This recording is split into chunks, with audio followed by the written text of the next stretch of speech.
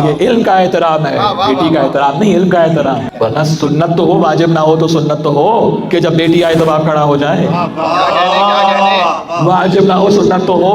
और सिर्फ यही सुन्नत नहीं है, ये भी सुन्नत है, कुल्लमा यखरुजु इला सलात, जब भी रसूल, ये कुल्लमा समझते हैं ना, जब भी, व्हेन एवर रसूल नमाज के लिए निकलते थे, यातिला बाबे फातिमा, पहले फातिमा के दरवाजे पर आते थे, फिर मुसल्ला इबादत पे जाते थे। देखिए कुरान ने भी इस लफ्ज़ कुल्लमा को इस्तेमाल किया है, सूरह मरियम में, सूरह आल इमरान में, कि जब हज़रत ज़करिया मेहराब इबादत में आते थे मरियम की, तो कुरान ने इस लफ्ज़ कुल्लमा को इस्तेमाल किया, कुल्लमा दखल अलैहा ज़करिया मेहराब, व्हेनेवर, जब भी ज़करिया मरियम की मेहराब इबादत में आते थे, वजदा इंदहा रिज़्क़न, तो क्या देखते थे, दस्तरखाने जन्नत रखा है।